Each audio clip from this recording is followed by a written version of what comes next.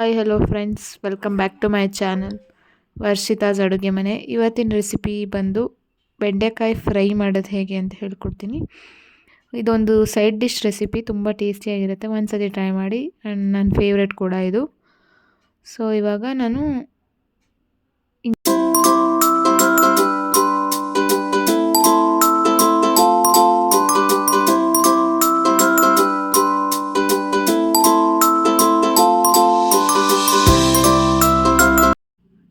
Ingredients ಎಲ್ಲ ಒಂದೊಂದೇ ತೋರಿಸ್ತೀನಿ. ಸೊ ಇವಾಗ ನಾನು ಒಂದು ಕಪ್ಪಲ್ಲಿ ಒಂದು 2 ಸ್ಪೂನ್ ಆಗೋಷ್ಟು ಅಕ್ಕಿ ಹಿಟ್ಟು, ಒಂದು 2 ಸ್ಪೂನ್ ಕಾರ್ನ್ಫ್ಲೋರು, ಸ್ವಲ್ಪ ಧನಿಯಾ ಪೌಡರು, ಸ್ವಲ್ಪ ಪೆಪ್ಪರ್ ಪೌಡರ್, ಸ್ವಲ್ಪ ಗರಂ ಮಸಾಲ, ಸ್ವಲ್ಪ 1 ಸ್ಪೂನ್ ಆಗೋಷ್ಟು ಖಾರದ ಪುಡಿ, 2 ಸ್ಪೂನ್ ಆಗೋಷ್ಟು ಕಡಲೆ ಹಿಟ್ಟು ತೊಗೊಂಡಿದ್ದೀನಿ, ಮತ್ತು 1 ಬೌಲ್ ಆಗೋಷ್ಟು ನಾನು ಬೆಂಡೆಕಾಯಿನ ಸ್ಲಿಟ್ ಮಾಡಿ ಇಟ್ಕೊಂಡಿದ್ದೀನಿ. ಸ್ಲಿಟ್ ಅಂದರೆ ಮಧ್ಯದಲ್ಲಿ ಕಟ್ ಮಾಡಿದ್ದೀನಿ, ಫುಲ್ಲು ಕಟ್ ಮಾಡಿಲ್ಲ, ಮಧ್ಯದಲ್ಲಿ ಮಾತ್ರ ಸ್ಲಿಟ್ ಮಾಡಿದ್ದೀನಿ. ಅದು ನಾವು ಮಸಾಲ ಪೌಡ್ರ್ ಮಾಡ್ಕೋತೀವಲ್ವ, ಅದನ್ನು ತುಂಬಲಿಕ್ಕೆ ಅಂತ ಹೇಳಿ ಈ ಥರ ಸ್ಲಿಟ್ ಮಾಡ್ಕೊಂಡಿರೋದು. ಮತ್ತು ನಾನು ಒಂದು ಸ್ವಲ್ಪ ಚಾಟ್ ಮಸಾಲ ತೊಗೊಂಡಿದ್ದೀನಿ ಹುಳಿಗೋಸ್ಕರ.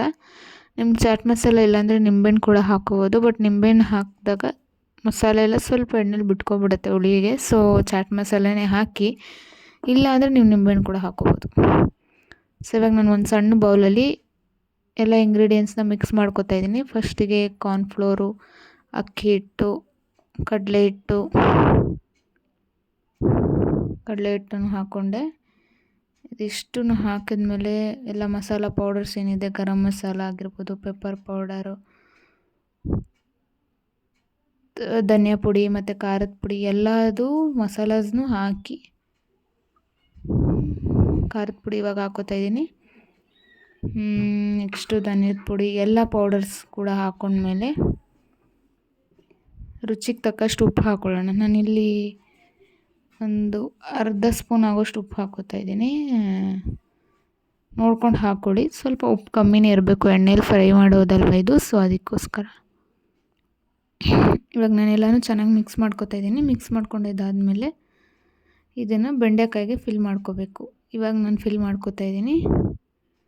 ಬೆಂಡೆಕಾಯಿನ ಮಧ್ಯದಲ್ಲಿ ಕಟ್ ಮಾಡಿರ್ತೀವಲ್ಲ ಅಲ್ಲಿ ತುಂಬಿಸಿ ಪೌಡರ್ನ ಫುಲ್ ಒಳಗಡೆ ಆಗೋವರೆಗೂ ಕ್ಲೀನಾಗೆಲ್ಲ ಪೌಡರ್ನ, ಅದು ನಾವೇನು ಮಸಾಲ ಮಾಡ್ಕೊಂಡಿದ್ವಲ್ಲ ಅದನ್ನು ತುಂಬಿಸ್ಬಿಟ್ಟು ಇಟ್ಕೋತಾ ಇದ್ದೀನಿ ನಾನು ಇವಾಗ.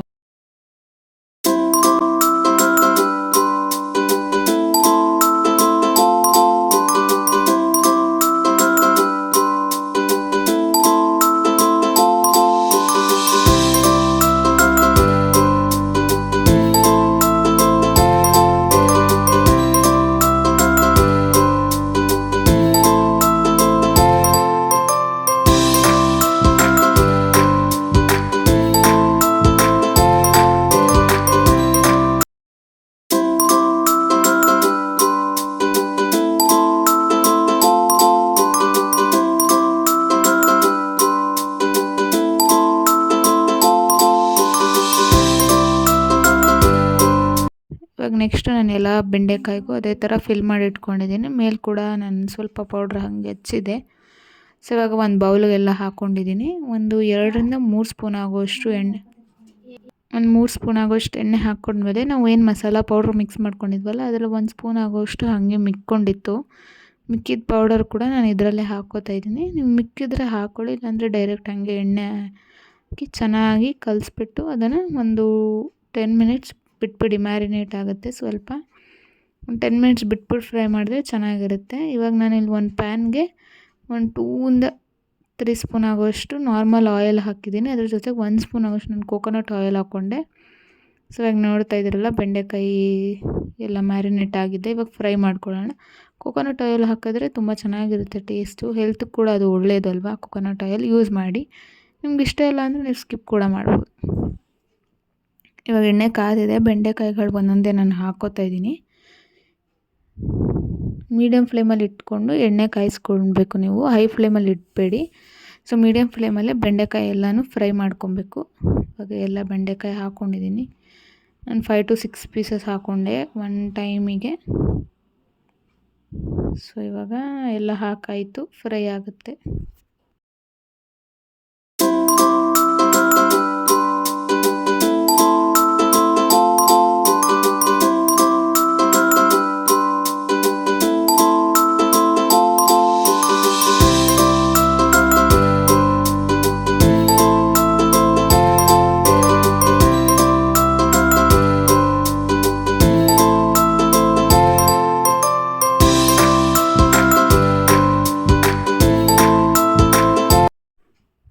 ಇವಾಗ 2 ಸೈಡು ನಾನು ತಿರುಗಿಸಿ ಕ್ಲೀನಾಗಿ ಫ್ರೈ ಮಾಡ್ಕೊಂಡಿದ್ದೀನಿ. ಸ್ವಲ್ಪ ಚೆನ್ನಾಗಿ ರೋಸ್ಟ್ ಆಗೋವರೆಗೂ ಫ್ರೈ ಮಾಡ್ಕೋಬೇಕು. ಸೊ ಇವಾಗ ನೋಡಿ ಚೆನ್ನಾಗಿ ರೋಸ್ಟ್ ಆಗಿದೆ. ಈ ಥರ ಇಷ್ಟು ರೋಸ್ಟ್ ಆದರೆ ಸಾಕಾಗುತ್ತೆ, ಚೆನ್ನಾಗಿರುತ್ತೆ ಟೇಸ್ಟ್ ಕೂಡ. ಆವಾಗ ಇನ್ನೂ ಬೇಕಂದ್ರೂ ನೀವು ಫ್ರೈ ಮಾಡ್ಬೋದು. ನಾನು ಇಷ್ಟಕ್ಕೆ ಸ್ಟಾಪ್ ಮಾಡಿದ್ದೀನಿ. ಸೊ ಇವಾಗ ಎತ್ಕೋತಾ ಇದ್ದೀನಿ ಒಂದು ಪ್ಲೇಟಿಗೆ.